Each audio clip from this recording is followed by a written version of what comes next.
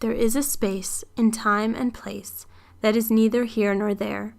It is an ambiguous zone ripe with potential and saturated with fear of the unknown. While pursuing studies in design and architecture, I uncovered in myself a passion for the spaces in between, these spaces of transition that hold mystery and meaning, potential and passage. I became captivated by the concept of shaping physical transitions through space and thereby encouraging mental, emotional, and spiritual transitions as well. My studies began to revolve around the concept of liminal space, the experiences of spatial transition.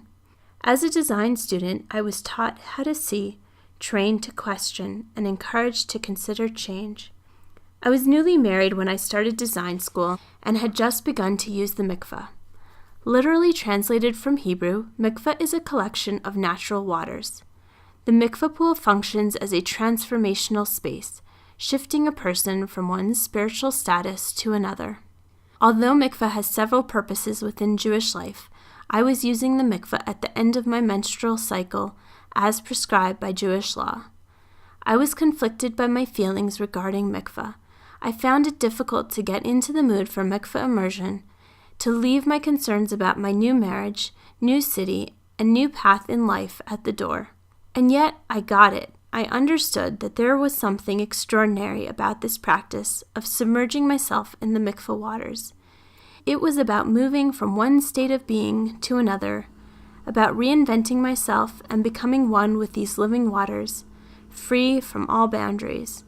Recognizing this, I was pretty sure that I should have felt rejuvenated and inspired, but at the end of the night, all I felt was my slightly overscrubbed body and my wet hair tied back beneath my hat. That is when I started to see, began to question, and considered the possibility for change. I realized that no amount of pretty fake flowers, explicitly feminine paint colors, and hygienic paper slippers could inspire this process for transformation. There was definitely something missing, and I was determined to figure it out. Although I began to understand that there were many cultural and communal concerns that affected my practice of mikveh. As a student of interior design and architecture, I chose to focus on the physical environment. And so, I have begun to imagine a mikveh that serves as a sanctuary for the modern Jewish woman, a place that delights the body and nourishes the soul. I want to create a spiritually feminine and serenely beautiful environment wherein the ritual of mikveh is practiced and celebrated. I want my mikveh to serve as a resource and a place of learning, not just for spiritual conversations, but also resources for women's health issues such as depression and breast and cervical cancer screening.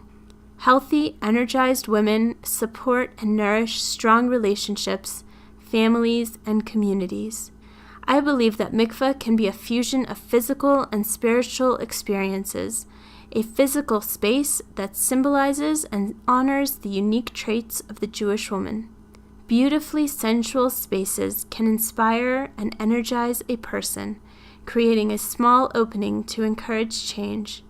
I want my mikveh to bring you in, envelop you in steam, and seduce you with soft lights and warm cups of jasmine-scented tea. I want the very walls of the building to guide you through a rejuvenation of self, and the softening lights over the mikveh pool to cultivate sincerity and personal prayer. An awareness of solitary calm washes over you as you dip below the water's surface, emerging with a feeling of newness, a sense of rebirth.